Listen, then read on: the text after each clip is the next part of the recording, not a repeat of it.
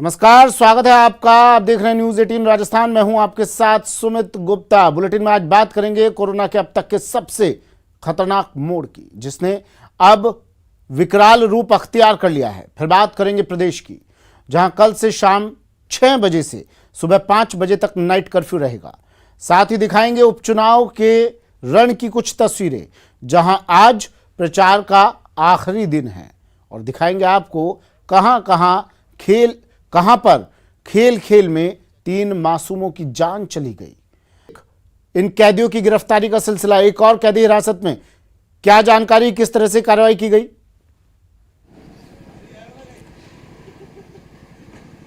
देखिए सुमित, जो 6 अप्रैल को जो जेल ब्रेक कांड हुआ था, जिसमें 16 कैदी फलोदी उप कारागार से फरार हो गए थे। इस मामले में जो 7 अप्रैल को पुलिस ने कार्रवाई करते हुए 4 जो पुलिसकर्मी थे इसमें संलिप्त पाए जाने की जो आशंका के चलते उनको सस्पेंड किया गया था। जिसके बाद 11 अप्रैल को इस पूरी साजिश में जो मुख्य साजिश करता रहा है बाहर से मनीष कुमार बिश्नोई, उसको जो है पुलिस ने अपनी हिरासत में लिया था।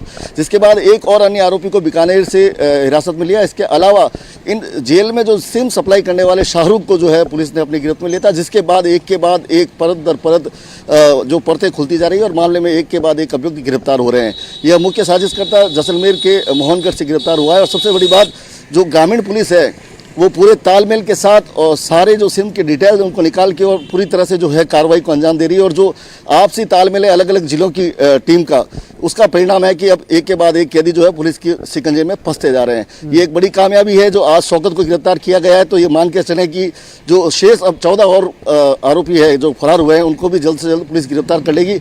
और जो पूरा खुफिया तंत्र और पुलिस की जो पूरा सूचना तंत्र इस मामले में लगा है कि जल्द से जल्द इन लोगों को पकड़ लिया जाए। जी, 4 आरोपी अब तक गिरफ्तार हुए हैं। चंद्रशेखर, 4 आरोपी अब तक गिरफ्तार हुए हैं। इसमें से एक साजिशकर्ता को भी गिरफ्तार किया गया है। कौन था ये, किस तरह से इसने साजिश रची थी? देखिए, मैं आपको बता देना चाहता हूं कि जो 4 आरोपी गिरफ्तार हुए, इनमें से 2 आरोपी वो है जो बाहर से इनका सपोर्ट कर रहे थे। जिसमें एक मुख्य साजिशकर्ता था मनीष बिश्नोई, जो कि मनीष सारण, जो कि बाहर से जो बोलेरो लेके आया था। सभी आरोपियों को इसने 16 आरोपियों को अपनी बोलेरो गाड़ी में बिठाया था और अलग अलग जगह इसने ले जाकर छोड़ा था। इसके अलावा शाहरुख, जिसने करीब 30 सिम जो है जेल में सप्लाई की थी, वो गिरफ्त में आया था।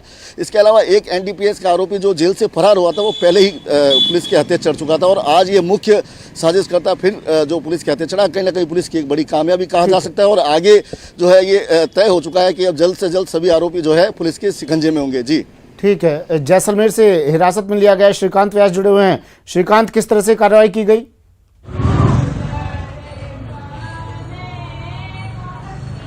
मैं आपको बता दूं, लगातार जो है वो फलोदी ब्रेक कांड जो था, जेल ब्रेक कांड था, उसको लेकर कहीं ना कहीं जैसलमेर की स्पेशल टीम और कई पुलिस थानों की टीम जो है वो मिलकर कार्य कर रही थी। आज एडिशनल SP विपिन शर्मा की टीम द्वारा 2 दिन से जो है लगातार तलाश की जा रही थी। और फिर मोहनगढ़ क्षेत्र में एक जो है मुख्य आरोपी, जो कि 302 के आरोप में जो है वो कैद में था, और इस फरार कांड में कहीं ना कहीं जो है जैसलमेर के क्षेत्र में छुपने की जो है उसकी सूचना मिल रही थी। उसके बाद जैसलमेर की स्पेशल टीम, फलोदी की स्पेशल टीम के साथ साथ एडिशनल SP जैसलमेर विपिन शर्मा के नेतृत्व में ये कार्रवाई की गई। 2 घंटे तक सघन तलाश के बाद दबिश की गई और इसे गिरफ्तार कर लिया गया है। जानकारी के अनुसार जो ये युवक है उसका नाम शौकत बताया जा रहा है, और बताया जा रहा है कि जैसलमेर के ही लाठी क्षेत्र के पास जो है ये अपने परिजनों के वहां छुपा था। जब पुलिस ने पूछताछ की और आसपास जब दबिश दी तो वहां से फरार हो गया था। लेकिन फिर पुलिस ने एक्टिव मोड दिखाते हुए, पुलिस जब एक्टिव रही और पुलिस ने कहीं ना कहीं अपने लंबे हाथों का, कानून के लंबे हाथों का प्रयोग किया और उन्हें मोहनगढ़ क्षेत्र में दबिश कर ली है। और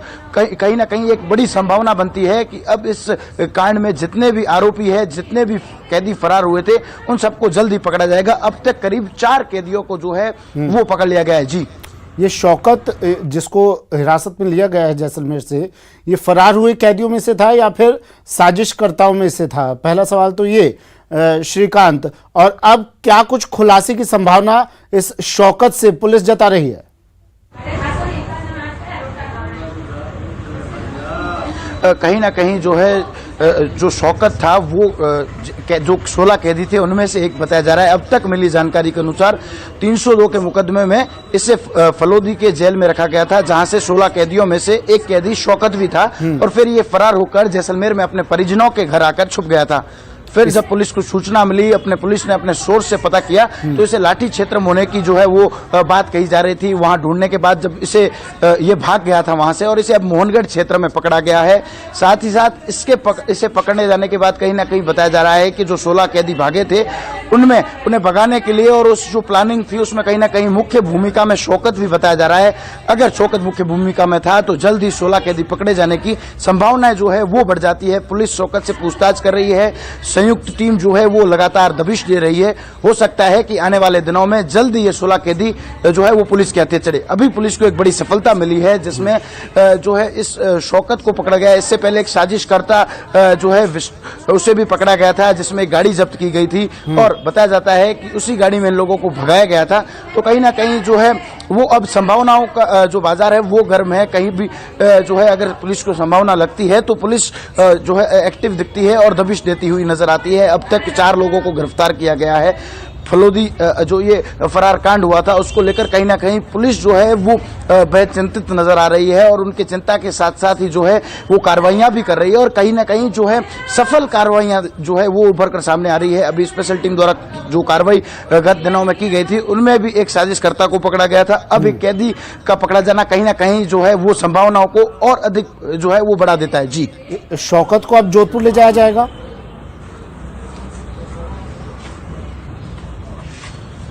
अभी तक इसके बारे में कोई भी जो है वो जानकारी नहीं दी जा रही है। पुलिस द्वारा ये भी नहीं बताया जा रहा है कि कहां पर जो है वो शौकत से पूछताछ की जा रही है, कहां जो है रखा गया है। लेकिन ये कहीं ना कहीं संभावना है कि उन्हें जो है वो जोधपुर ले जाया जा सकता है। उनसे जो है वो बड़े लेवल पर जांच एजेंसियों द्वारा पूछताछ भी की जा सकती है, क्योंकि एक साथ 16 कैदियों का जो है जेल से फरार होना एक जो है वो बड़ा चिंताजनक विषय है।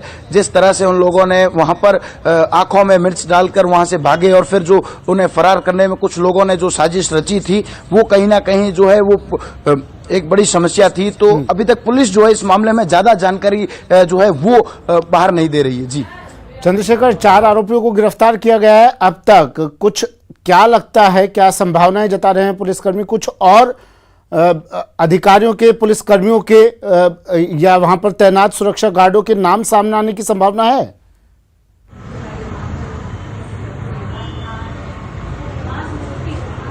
इस मामले में पुलिस जो है कुछ खुल के बताने में जो गुरेज कर रही है ताकि जो इनकी योजना है अपराधियों तक नहीं पहुंचे। लेकिन सबसे बड़ी बात यह है कि जैसे ही मनीष कुमार सारण जो 11 तारीख को मुख्य साजिश करता था, जिसने बोलेरो में सबको अपनी अलग अलग जगह छोड़ा था, वो पुलिस के हत्थे चढ़ा, वैसे ही इन सभी फरार आरोपियों में सूत्रों के हवाले खलबली मच गई। उन्होंने अपनी जगह छोड़ दी थी। लेकिन पुलिस के हाथ उस वक्त बड़ी कामयाबी लगी जब उन्होंने शाहरुख को गिरफ्तार किया, जिसने 30 सिम की सप्लाई की थी जेल के अंदर। जिसके बाद पुलिस ने प्रत्येक सिम की जो है किससे बात हुई, कहाँ उनकी लोकेशन है, इस तरह से पूरा ट्रेस आउट किया और एक पूरी तरह से जो एक वेल प्लान करके जो है दबिश की कार्रवाई की जा रही है। किन किन लोगों से उन्होंने बात की और जिस तरह से लगातार पुलिस छापेमारी कर रही है, ये माना जा रहा है कि जल्द से जल्द जो है सभी आरोपी पुलिस के जो है हत्थे चढ़ जाएंगे और पुलिस ने उनको लगभग चिन्हित कर दिया है, ऐसा सूत्रों के हवाले जानकारी मिली है। लेकिन चूंकि उन्होंने अपनी जगह छोड़ दी है तो जो सबसे पहली जानकारी मनीष के द्वारा जो पुलिस ने प्राप्त की वो उनके ज़्यादा काम नहीं आई। लेकिन जो शाहरुख के जो सीमें जो सप्लाई की गई वो पुलिस के लिए अहम कड़ी साबित हो रही है। निश्चित तौर पर जो है पुलिस लगातार संयुक्त कार्रवाई सभी जिले की टीमें मिलकर कर रही है और जल्द से जल्द जो है आरोपियों को गिरफ्तार करने की पुलिस कार्रवाई करती नजर आ रही है। जी, एक लाइन में जवाब दीजिएगा चंद्रशेखर, इन चारों को, एक आरोपी अभी जैसलमेर में है, बाकी 3 आरोपी कहाँ?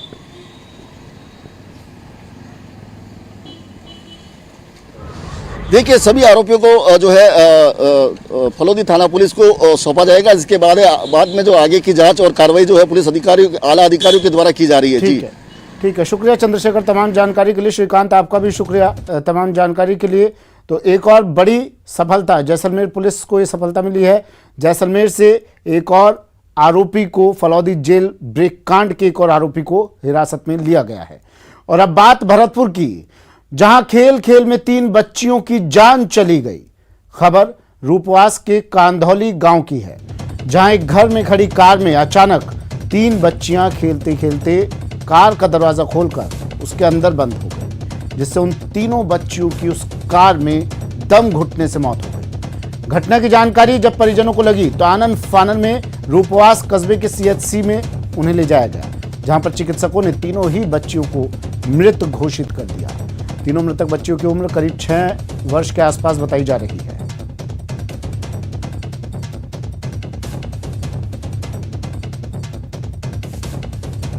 इसमें कांडोली गांव में एक घर में सत्संग का प्रोग्राम था। वहाँ पे गाड़ी में बच्चियाँ खेल रही थी, 4-5 साल की बच्चियाँ थी। तो खेलते खेलते वो अंदर बैठ गई और गाड़ी लॉक हो गई। उसके दम घुटने से उनकी मौत हो गई। जानकारी मिली थी हमें, हम भी जानकारी के लिए यहाँ आए थे, तो उनका दाह संस्कार उन्होंने कर दिया है। ये हादसे की जानकारी मिली तो हम जानकारी के हिसाब से गाँव में। सवाल न्यूज 18 के, कार का दरवाजा कैसे खुल गया? जब ये बच्चियां खेल रही थी तो उनसे कार का दरवाजा खुला कैसे? कार को क्या ठीक से लॉक नहीं किया गया था? और बच्चों को समय पर क्यों नहीं ढूंढा गया? अगर समय पर तलाश की जाती तो शायद इन बच्चों की जान ना जाती। दीपक पुरी मेरे सहयोगी फोन लाइन पर जुड़ गए हैं। दीपक, ये पूरा मामला बताइए, क्योंकि एक बार फिर से पूरा मामला बताइए, क्योंकि आप ये मामला बताएंगे तो कुछ लोगों की आंखें खुलेंगी कि इतनी बड़ी लापरवाही कम से कम अब दोबारा ना हो। जी सुमित, बिल्कुल। देखिए, मैं आपको बताता हूं कि ये बहुत ही दर्दनाक हादसा है। इस हादसे से पूरा जो परिवार है, जिन 3 बच्चियों की मौत हुई है, उनके परिजन है, उनका बिलख बिलख के बुरा हाल है। हादसा एक परिजनों की लापरवाही भी मानी जाती है, क्योंकि घर में सत्संग का प्रोग्राम चल रहा था। छोटी छोटी बच्चियां थी, वो तीनों गाड़ियों में खेलते हुए अंदर गाड़ियों में चली गई। गाड़ियों में जैसे पहुंची तो ऑटोमेटिक गाड़ी के जो दरवाजे थे वो बंद हो गए। उसके बाद जो तीनों बच्ची थी उन्होंने काफी चीख पुकार भी की, लेकिन जो सत्संग चल रहा था उस सत्संग की आवाज में जो उनके परिजन थे वो उनकी आवाज नहीं सुन पाए और इसलिए तीनों बच्चियों की दम घुटने से मौत हो गई।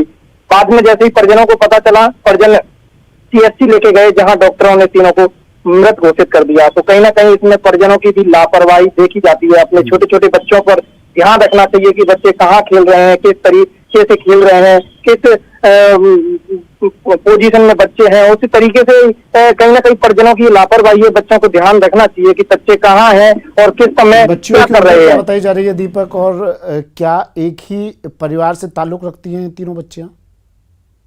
इसमें बच्चों की उम्र है वो लगभग 6 वर्ष के करीब बताई जा रही है। और जो मृतक तीनों हैं उनमें 2 चचेरी बहनें हैं और एक जो बालिका है वो पड़ोसी है। तीनों ही जो सत्संग चल रहा था वहाँ उनके परिजन है, वो सत्संग में भाग लेने आए थे, तो वो बच्चियों को बाहर छोड़ गए थे। निगरानी नहीं थी बच्चियों पे कि बच्ची क्या कर रही हैं, तो वो खेल खेल में गाड़ी के अंदर चली गई। ठीक है, शुक्रिया दीपक तमाम जानकारी के लिए। दीपक पुरी मेरे सहयोगी भरतपुर से फोन लाइन पर जुड़े। ये लापरवाही का नतीजा 3 बच्चियों की मौत, दम घुटने से तीनों बच्चियों की मौत हुई। खेलते खेलते कार का दरवाज़ा खोलती हैं, कार में जाकर बैठती हैं, उसके बाद कार में लॉक लग जाता है और फिर इन तीनों बच्चियों की कार में दम घुटने से मौत।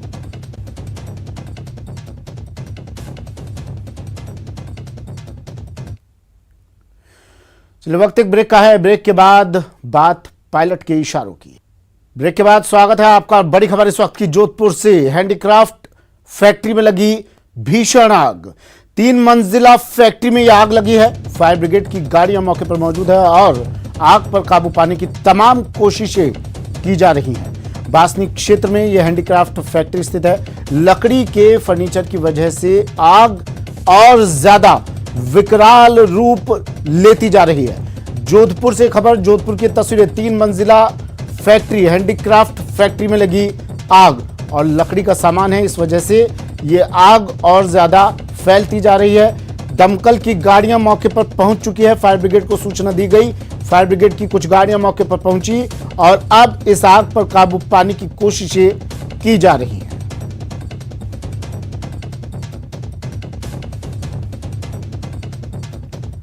ये 3 तस्वीरें टीवी स्क्रीन पर। इस बहुमंजिला 3 मंजिला फैक्ट्री बताई जा रही है। इस फैक्ट्री में आग लगी, किन कारणों से लगी अभी साफ नहीं हो पाया, लेकिन बताया जा रहा है लाखों का नुकसान इस आग के कारण। हैंडीक्राफ्ट की फैक्ट्री है तो लकड़ी का सामान इसमें प्रचुर मात्रा में भरा हुआ था और जैसे ही एक चिंगारी भड़की, उस चिंगारी ने लपटों का रूप अख्तियार कर लिया और धीरे धीरे इन लपटों ने पूरी फैक्ट्री को अपने आगोश में ले लिया। तुरंत फायर ब्रिगेड को सूचना दी गई। दमकल की कई गाड़ियां मौके पर पहुंची और आग पर काबू पाने की फिलहाल कोशिश की जा रही है।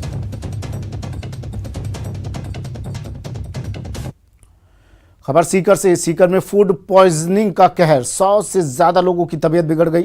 8 लोगों को फतेहपुर रेफर किया गया है, अन्य का गांव में इलाज चल रहा है। पूरा मामला क्या है बता देते हैं आपको। सीकर के दांतरू गांव से खबर है, दशोठन में लोगों ने खाना खाया। खाना खाने के बाद 100 से ज्यादा लोगों की तबीयत बिगड़ गई, जिनका गांव में ही इलाज शुरू किया गया। 8 लोगों की हालत बेहद नाजुक है, जिन्हें फतेहपुर रेफर किया गया है।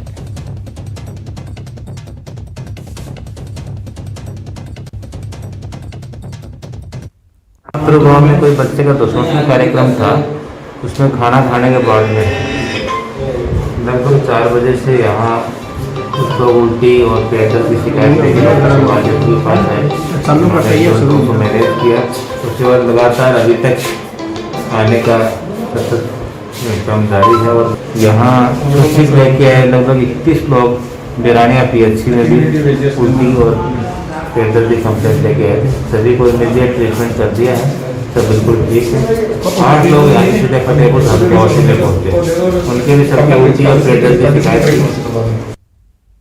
गांव में कोई छोटा ऑपरेशन था, उसमें फूड पॉइजनिंग की शिकायत आई है कि तकरीबन 120 लोगों को उल्टी की और लूज मोशन की शिकायत आई है। अभी स्थिति कंट्रोल में है, तकरीबन सबको दवाई दे करके घर भेज दिया गया है और सब अभी ठीक है। फिर भी हमारे मेडिकल की पूरी टीम गांव में और जहाँ से लोग आए थे इस फंक्शन में शामिल होने, उन गांव में निगरानी रखे हुए है और टीम सजग है कि कोई भी पेशेंट आता है उसको तुरंत उसका इलाज किया जाए। अगर जरूरत पड़े तो फतेहपुर भेज दिया जाए, नहीं तो यहाँ अगर संभव हो तो यहीं इलाज करके उसको घर भेज दिया जा रहा है। अभी तक की जो रिपोर्ट उसमें स्थिति पूरी कंट्रोल में है। खबर बाड़मेर से। बाड़मेर में चौथे दिन भी ग्रामीणों का धरना जारी है। बातचीत में सभी मांगों पर सहमति अभी नहीं बनी है। उच्च अधिकारियों से वार्ता भी बेनतीजा रही है। 2017 में मामला कल रीओपन होगा। 2017 में दर्ज मामला कल रीओपन होगा। जमीन और मुआवजे पर सहमति अभी नहीं बनी है। व्यापारी मौत मामले में ये बड़ा अपडेट।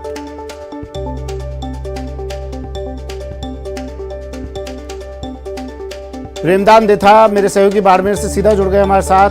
प्रेमदान, क्या अपडेट फिलहाल, क्यों नहीं सहमति बन पा रही है? ये लोग लगातार धरने पर बैठे हुए हैं, क्यों नहीं इनसे बातचीत की कोशिश की जा रही है?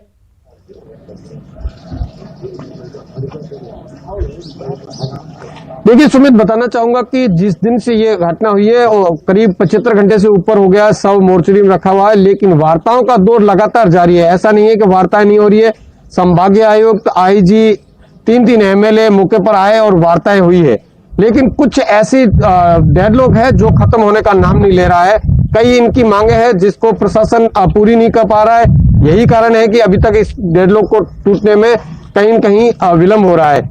कल रात को जो IG और संभागीय आयुक्त के साथ में जो बैठक हुई थी, उसमें आज इनको जवाब देना है, आज के लिए इन्होंने कहा है, लेकिन अभी तक किसी भी तरीके का इनका जवाब नहीं गया है कि ये डेडलॉक टूटेगा या नहीं टूटेगा। अब मैं सुमित बताना चाहूंगा कि इस पूरे मामले में 75 घंटे से ऊपर शव रखा गया है मोर्चरी के ऊपर और पूरे हॉस्पिटल परिसर जो ये मोर्चरी के आसपास के इसको छावनी में तब्दील कर दिया गया है। मौके पर भारी भीड़ जमा है, लोग यहाँ पर जमा है, लेकिन अभी तक शव के जो है वो अंतिम संस्कार को लेकर किसी भी तरीके का डेडलॉक नहीं टूट रहा है। लगातार वार्ताएं जारी है। आज इस पूरे मामले में देखने वाली बात होगी कि क्या इनका जवाब जाता है, क्या डेडलॉक टूटता है या नहीं।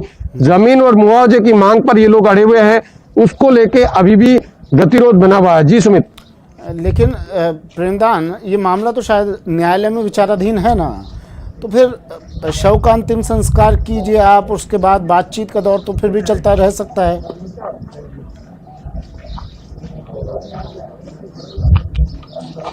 बिल्कुल साफ तौर से पुलिस व प्रशासन का यही कहना था, जनप्रतिनिधि आए उनका भी यही कहना था कि पहले एक बार आप शव का अंतिम संस्कार कीजिए, क्योंकि मामला सब जुडिशियल है उसके अंदर, और आपकी जो मांगे हैं रीओपन केस करने की बात पर पुलिस व प्रशासन सहमत हो चुके हैं। पूरे मामले की वापस इन्वेस्टिगेशन और इस मामले की भी निष्पक्ष तरीके से जांच, जिनके ऊपर इनको भरोसा हो उसके ऊपर जांच के लिए भी सहमति बनी है। लेकिन जो भूखंड जिसके ऊपर विवाद था, जो मामला हाई कोर्ट में लंबित है, उस मामले में सहमति नहीं बन पा रही है, जिसकी वजह से और साथ ही साथ अब इनकी जो मांग है मुआवजे की, वो मांग पर भी सहमति नहीं बनी है, जिसको लेकर अभी तक गतिरोध बना हुआ है।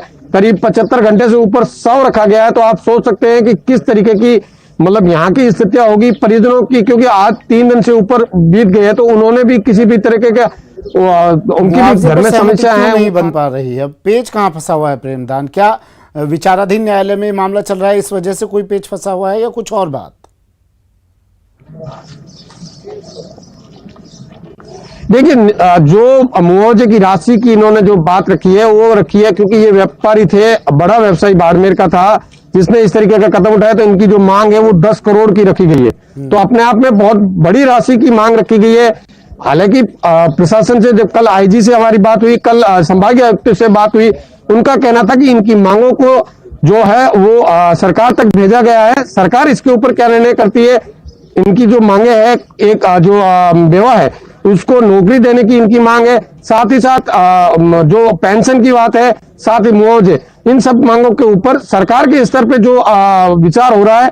और देखने वाली बात ये होगी कि आज शायद इसके ऊपर कुछ बात निकल के बाहर आए और इस गतिरोध को तोड़ा जाए। जी सुमित, बात ये भी हो रही थी प्रेमदान की पुलिस प्रताड़ना से परेशान होकर व्यापारी ने कदम उठाया, उन पुलिस कर्मियों पर भी कार्रवाई की लोग मांग कर रहे थे।